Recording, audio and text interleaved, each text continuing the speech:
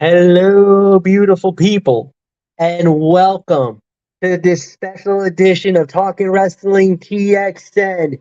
It is Sunday, February 4th, 2024, and this show starts right now. What's up, people? It's Grown MF Michael Flecha alongside Anthony Florio and Michael Bullock, and we welcome you to the recap of Vengeance Day here on YouTube and StreamYard.com. And what a night we had! Absolutely incredible evening. And guys, we're just gonna dive right on in and just give me a minute. So we started off with the Dusty Classic final as it was. Baron Corbin and Braun Breaker versus Carmelo Hayes and Trick Williams, winners of the tournament. And in 14 minutes and 27 seconds, and now the new recipients of the men's Dusty Rhodes Tag Team Classic and the team that will receive a future NXT Tag Team title shot, Braun Breaker and Baron Corbin. It was a solid matchup. I would say about 3.5 stars. Everybody looked amazing in this match. The crowd was actually on the side of quite a few guys in this match. They were really loving Baron. They weren't really loving Baron Corbin, but they were definitely high on Braun Breaker. They were loving everything that he was doing in the match, especially a lot of the power moves he was doing. There was some big pops for that. And then, of course, Trick Williams is easily becoming the most over man in NXT today. Every time he did any kind of offense, you were hearing "whoop that Trick," and it was an amazing matchup. Unfortunately, a miscommunication led to the downfall for Trick Williams and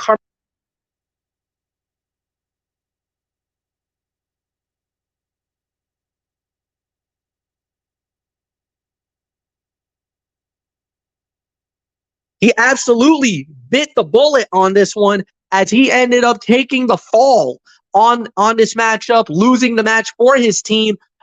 Basically, in a way, he even said later in the evening he was trying to protect Trick because Trick had a bigger fight later in the night for the NXT title. So unbelievable way to start the show. Incredible outcome, even though the outcome was predictable because we all said that because we all thought Baron Corbin and Braun Breaker were going to win it because of the miscommunication, and it did happen that way. So great match. Anthony Florio, it is all yours, my friend.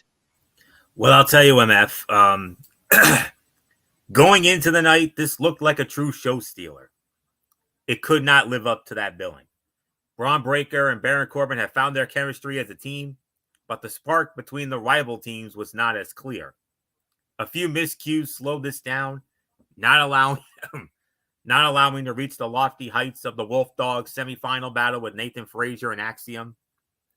Still, it was a good enough performance as the first act in the Trick drama of the night. The result made the most sense. Breaker may be headed to the main roster soon, maybe as early as tomorrow night on Raw. But he and Corbin have more story left to tell as a tag team. If the rules allow, they could even use the Dusty Classic win to challenge the Judgment Day instead of the family. Trick and Mello told a good story together. Carmelo Hayes even took the shot for his friend, potentially protecting his friend's NXT championship shot. It set up more questions about Mello's loyalty ahead of the main event. Vic Joseph announced the return of Wade Barrett for one night to NXT commentary, wishing the best of health to Booker T as he recovers from his procedure. Barrett tried his first attempt at riffing on Trick's theme. The magic was not there. Overall, though, Barrett was great throughout the bout. Corbin and Breaker came out on motorcycles that they walked up to the main ramp. It was a goofy visual, but that may have been the point. During Trick's hot tag, he seemed to tweak his knee on a kip-up, which would be an injury to watch in the main event. A rough punch during the match left Trick bleeding from his mouth.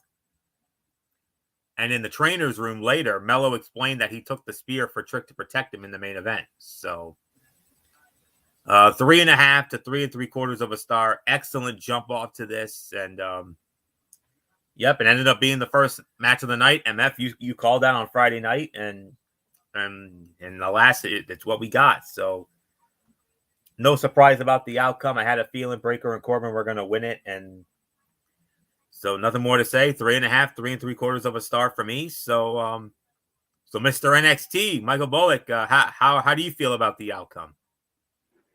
Well, I'm with you guys. I mean, this was a predictable outcome because, like you said, the miscommunication with Carmelo Hayes and Trick Williams, and like you said, I mean, Hayes was trying to protect Trick Williams because he knows he has a big title match coming up later on in the night. So it was a good match, a good jump off to Vengeance Day. But like we said, the outcome was never in doubt. So, and you make an interesting point, Florio. I mean, with Breakker going to the main roster, could they use the NXT or the Dusty Cup to challenge the Judgment Day for the tag titles? Well, we'll just have to wait and see on that. I mean, or they could still go after the family for the NXT tag team title. So, like I said, we'll see about that. So, 3.5 stars. So it's onward to the next match, Fletch. And it was a no disqualification match, as it was Joe Gacy going one-on-one with Dijak. Dijak winning the match in 11 minutes and 56 seconds. Anthony Florio, it is all yours. 3.25 to 3.5 stars. This was as advertised. It was a creative, hardcore brawl between two talented, hardworking veterans. They made the most of their minutes to tell an engaging story that finally allowed Hard Justice to pick up a needed PLE victory. This was a joyful war, driven by the chemistry of both men. Joe Gacy especially sold his glee in bringing the fight to Dijak, the first man in a long time to take the offensive against Hard Justice. Given the history of Hard Justice's rivalries, this is not over. The two will have to show how they can keep up this creative high in future bouts. Joe Gacy brought out plastic children's toys and poured them on a table at ringside. Hard Justice took a bad bump off the apron through the table. Dijak trapped his rival in a trash can, then stomped on it until it morphed around him. Gacy responded by running down Dijak with the trash can on his head. Joe Gacy blinded Dijak with duct tape. Hard Justice managed to hit Feast Your Eyes blind, but could not find his opponent on the mat to cover him. When he finally got the tape off, he found Gacy upside down in the corner staring at him, a la the late, great Bray Wyatt. So, kind of reminded me of that. So, 3.25, 3.5 for this one. So, not much more to say except Michael Bullock, a huge win for Dijak here.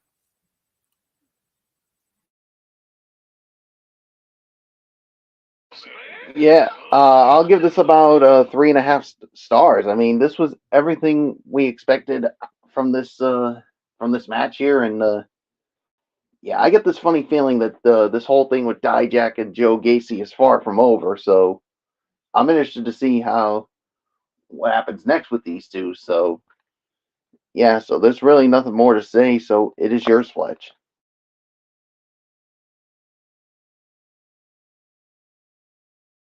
Total agreement, 3.5 stars. This was an excellent matchup. Body of work was excellent the whole way through, and yeah, there's nothing more to say. We just move on. Next up, we had was Tony D'Angelo and the family, Adriana Russo, Dax Lorenzo, and Tony D. They went up against OTM, Lucian Prince, Brock O'Neill, and Jada Parker, and it was the family winning the match in 10 minutes and 11 seconds. Michael Bullock, it is all yours. I thought this was a fine match. I'll give this about maybe 2.5 to 3 here. I mean, it could have been better in some areas, but to me, I mean, the right team basically went over in this. So yeah, there's really nothing more to say. So it is yours, Fletch. Yeah, in a way, I'm not surprised that they won it, but you also got to remember this is not, I kind of feel like this is not over. Obviously, this seems like this was the first battle of a bigger rivalry down the line. At the end of the day, the right team won, but I'm in an agreement here. I think there's more to what meets the eye here. So Tony D and family wins it all, and Anthony Florio, it is yours. Unfortunately I got to give this worst fight of the night though. I agree. Even though it wasn't remotely bad. No, it was not. It's about two and to me it's like 2 3/4 to 3, but by default it's worst fight of the night. I'm leaning more towards 3 3.25. This match never lost its energy throughout its 10-minute runtime and would have been a solid opener for NXT television. As a PLE match, though, it was fairly forgettable, especially as the family picked up a predictable win. The family remains too big for OTM, especially since Jada Parker has not shown she can seriously perform yet. Lucien Price and Bronco Nima are getting better steadily, but have not found their best form so far. Major credit to Adriana Rizzo, though, who has fallen right in with the family. She and Channing Stacks Lorenzo are matching Tony D's energy and coming off big time because of it. The family attacked OTM from behind to start the bout, looking for immediate revenge from last Tuesday's sneak attack. Tony D'Angelo threw a still dazed Channing Stacks Lorenzo onto the crowd, followed by Adriana Rizzo hitting a clean frog splash to the outside. And that's pretty much all there is to say. So by default, the worst fight of the night, even though it wasn't remotely bad, but 3 3.25. That's about right. So with that being said, let's move on to the next match, and we go back to the top of the order. Top of the order, and we got a big one. This was for the NXT Women's title, and it was La Valkyria versus Roxanne Perez.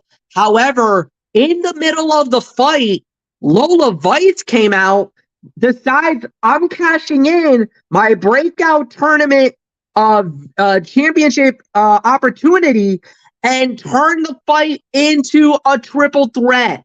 The winner of the bout in a total combined time of 13 minutes and 30 seconds, and still the NXT Women's Champion, the Valkyrie, Lara Valkyria, wins the title.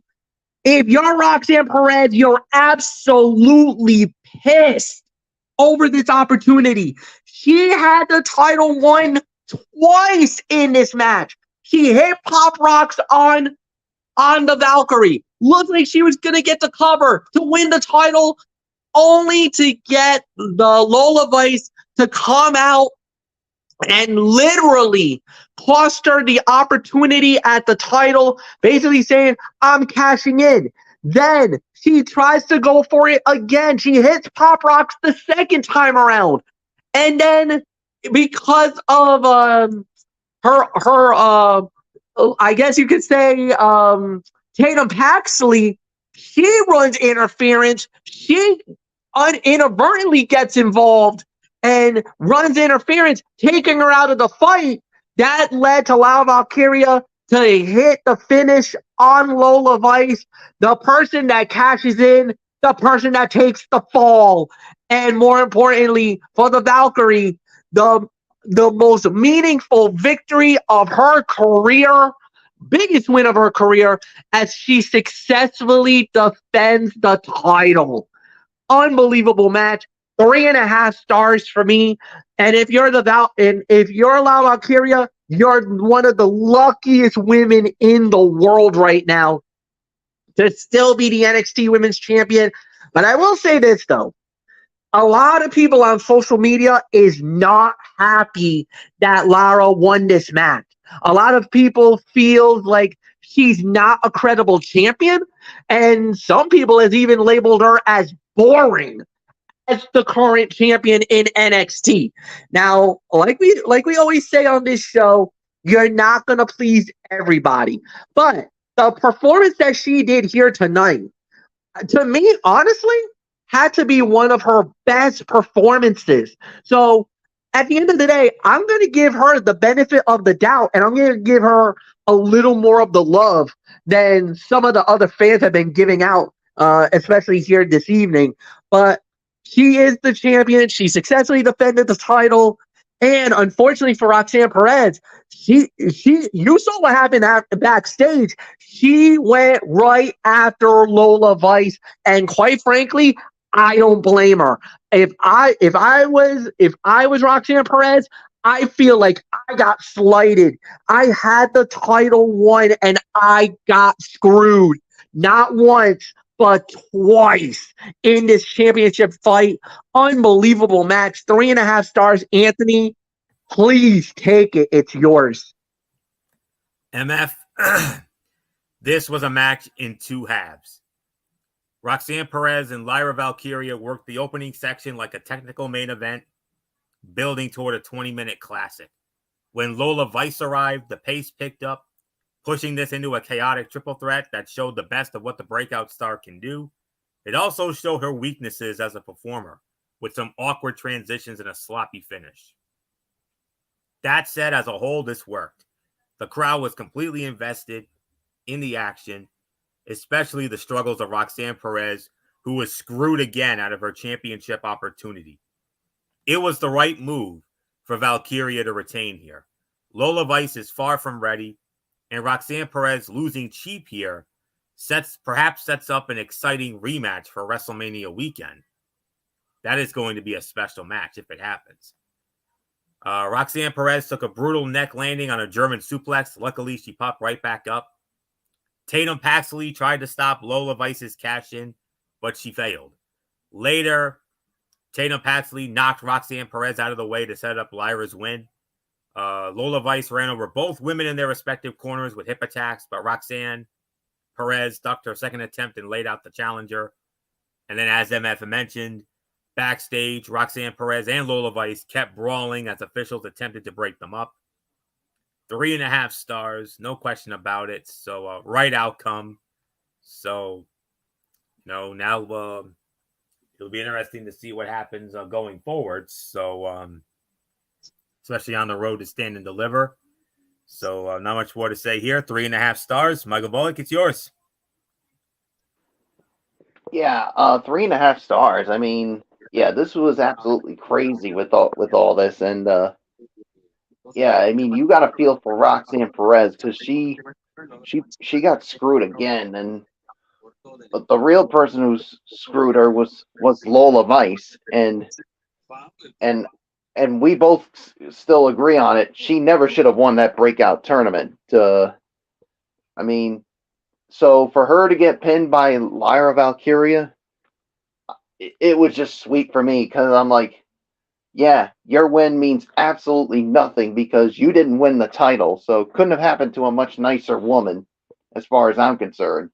So, and if I were Roxanne Perez, I'd be going after Lola Vice right now and settle the issues with her before she gets a fair one-on-one opportunity again because Roxanne Perez didn't get pinned. So I think, in my honest opinion, she does deserve a rematch. So we'll just have to wait and see how this whole thing goes. So, yeah, 3.5 stars. So let's move on, Fletch. All right. And the next one that we did have was Oba Femi versus Dragon Lee for the North American Championship. And it was Oba Femi successfully defending the title in 10 minutes and 56 seconds. Anthony Florio, it is yours. This was an incredible battle of styles that genuinely stole the show. The way that Femi kept answering Dragon through sheer power was impressive. He came off as an unstoppable force while telling a complete story in the ring. Femi should not be this good. He signed with WWE in December of 2021 while he was still at the University of Alabama. He had no wrestling experience. Yet 2 years later, he looks like a star and is stealing the show from veterans. It always helps to work with one of the best in-ring performers in WWE today. Dragon Lee has consistently pushed his opponents to greater heights. He and Obafemi have awesome chemistry that should be utilized in the future. The future is very bright for the North American champion. It is hard to imagine anyone taking the gold from him anytime soon. In fact, it would not be surprising if he held the gold when Wes Lee returns from injury looking for his match. Dragon caught Femi in an octopus hold, but the big man dragged himself to the ropes and broke it up with his teeth on the top rope. The luchador pulled off an incredible sit-out powerbomb on the champion. So, very good match here. This was another 3 1/4, teetering on 3 1/2 for this one. So, not much more to say here. Michael Bullock, Obafemi should not be this good, but yet here he is. With only 2 years experience. Go figure.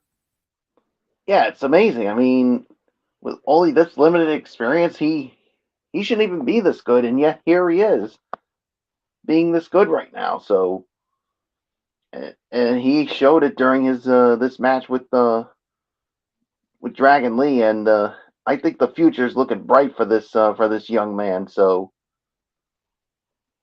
yeah, a great title defense for him. So yeah, I'm going to give this 3.5 as well for this. So it's yours, Fletch.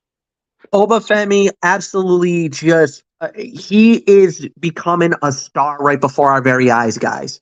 And he absolutely did exactly everything he needed it to do.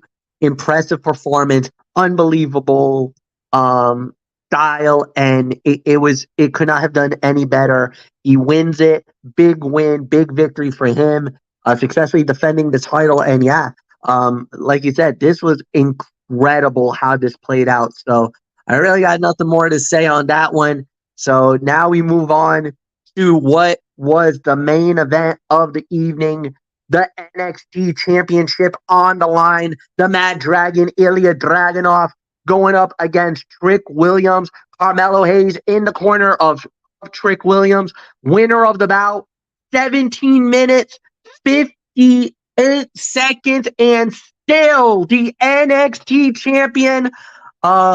Ilya Dragunov, Michael Bullock. There's so much to talk about this match. 1, Dragunov successfully defending the title. 2, there was a moment where Trick should have won the title, but the referee got knocked out. A little bit of a miscommunication. And then at the end, Carmelo Hayes showed his true colors, betraying his best friend. And oh, by the way, I don't know if you guys heard it. He admitted that he was the one that jumped Trick Williams. When he sat down on that chair, he admitted it to Trick. It was me. I did it.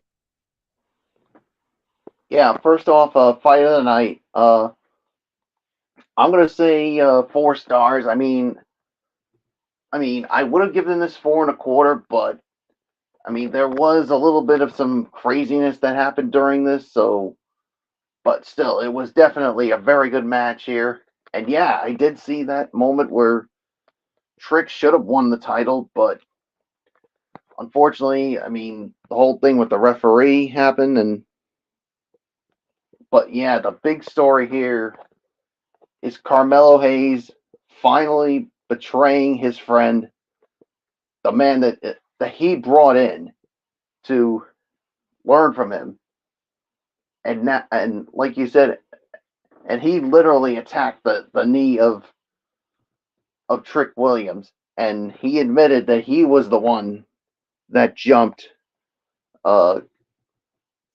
Trick Williams. So you could just see the jealousy. You could just see the rage in the eyes of Carmelo Hayes, and yeah, and basically also telling the fans, "Hey, it's your fault. You're the one who drove me to this." And why? Because the fans were more into Trick Williams. I mean, Trick Williams is so over right now, and you're just absolutely jealous. And Fletch, I know this is your guy, but how can you justify what Carmelo Hayes did. So Oh, I can't. Not this time. I mean, he lost a lot of points and a lot of credibility in my eyes. Yep, like you said, going into it, I would have given him the benefit of the doubt about maybe a year or even not too long ago. But for this, I'm sorry, unforgivable in my eyes. This was absolutely a deplorable, disgusting display by Carmelo Hayes here tonight. did you just hear that, Carmelo Hayes? You just lost a big supporter in good old MF Michael Flecha. So, and I'm sure you lost a lot of that too with all the other fans that were behind you. But your own ego probably would say, "Hey, you guys are just jealous of me." And I'm sure, Fletch, he would say the same thing of you, that you're just jealous of him because he knows, he would probably say, look, you say you're a fan of me, but you're really not. You're supporting Trick Williams all the way. So I'm sure that's what he'd be saying to you. But I think we all know what's going to happen. I mean, it's gonna be Trick Williams and Carmelo Hayes.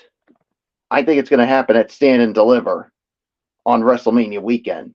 So 4 stars. I want to give it 4.25, but because of the little bit of the outside action that did happen, I have to take a little bit away from it. Not too much, but just a little. It's yours, Fletch. This was amazing story and an amazing battle. Everything that we were hoping for, we got in an incredible match. First off, with Trick Williams and with Ilya Dragunov, they both were not in the best shape. They both looked hurt and everything else. And you saw the resiliency of Trick Williams in this match. There was that moment. There was a couple of moments in that battle that we all were thinking maybe we had a new champion here. And for what it's worth, they're pushing it a little more to give Trick Williams, yet another, he's gonna get another opportunity, but now he's got to deal with Mello. Now, the way this played out was incredible. This was as good of a match that you can get. As far as how they handled the Carmelo Hayes betrayal, I thought it was perfect. The way that it looked, that scene where you're like, "Don't worry, man. You'll get it. You'll get it, man. I'm proud of you. You are awesome." You saw the emotion in Trick Williams, man. He was probably like, "Damn, man. I had the shot. I had the chance to win the title and everything else." And the heartbreak for Trick, you saw it in his face. It looked like he was tearing up. Like, man, I had the title, man. What the hell? I'm so damn close. And all we were thinking is, man, you saw it in the reaction with the crowd. You saw it in the reaction of everybody. Everybody wanted Trick to win the title. They wanted that moment for Trick Williams. And unfortunately, look, for the betrayal to happen, that negates the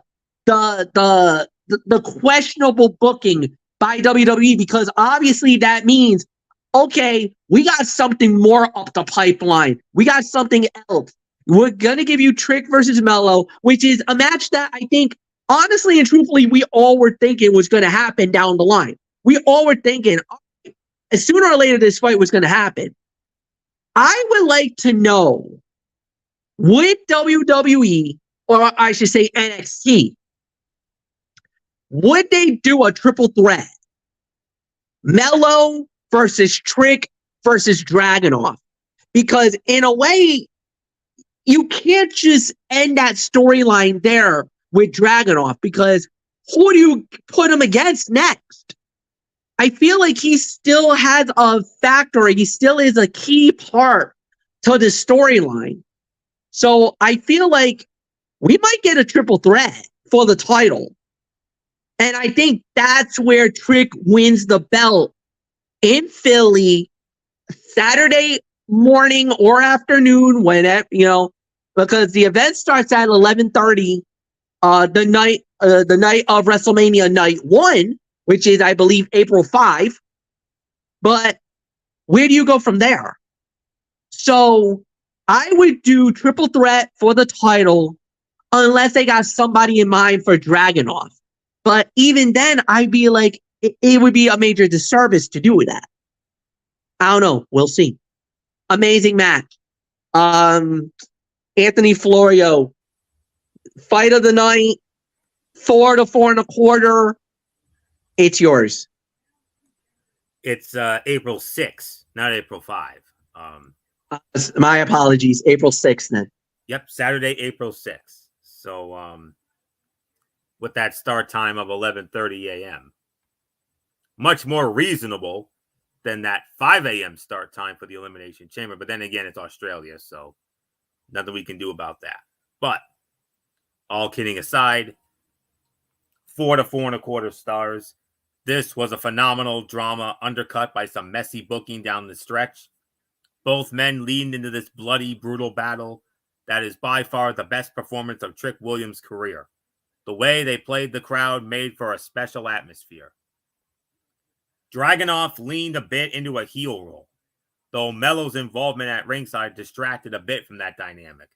The story of the bout was a bit too much about him rather than the competitors, especially sold in the closing stretch.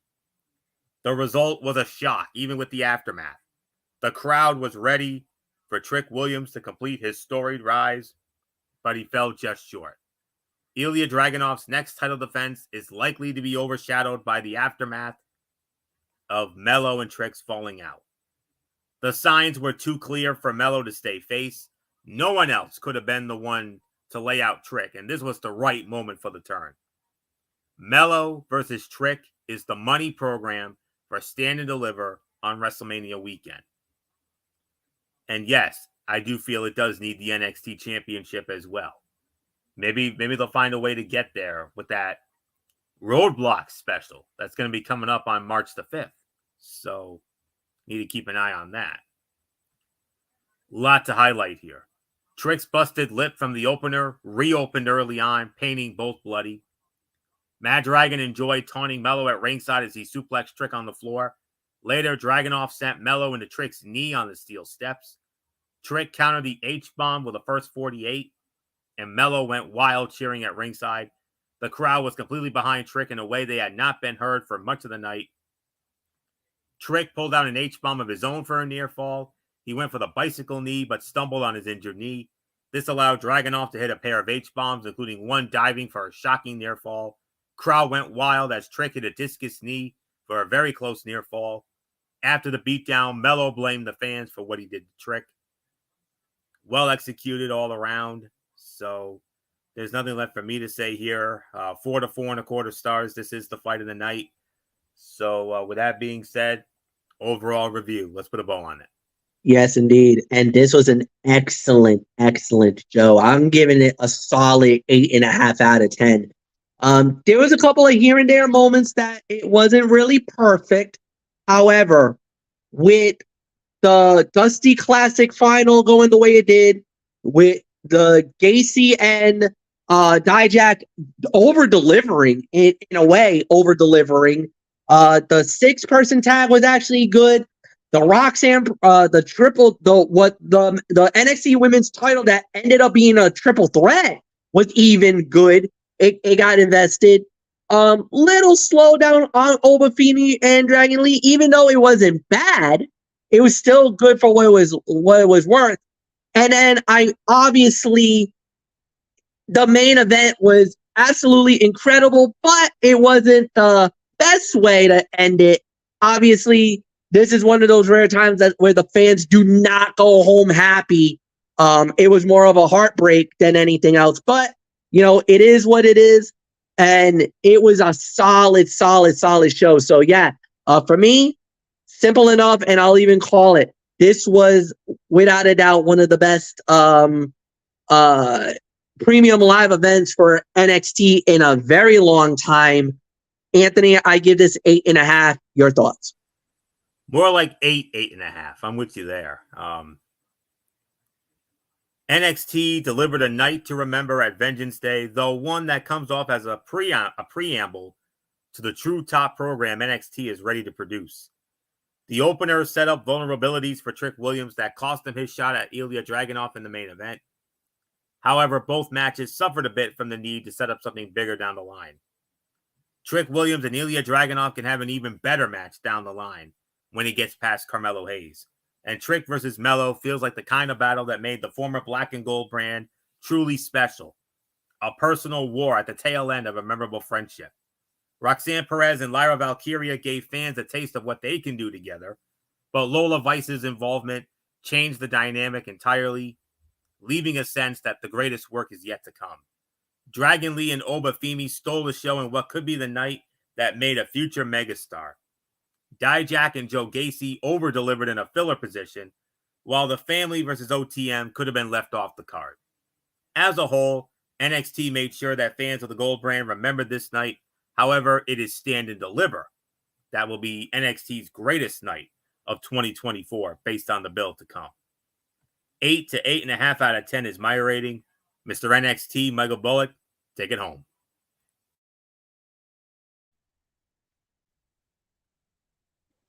Yeah, 8.5 for me as well with this. I mean, there were some moments there, but all in all, this was a solid night for the Gold brand. So there's really nothing more to say except let's call it a night, Fletch.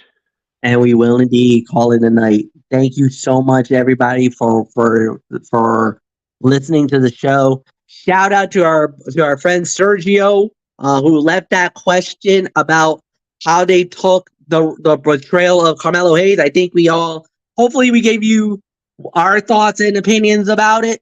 And please, any fans out there, if you have a comment, please leave it at the bottom. We always will get an opportunity.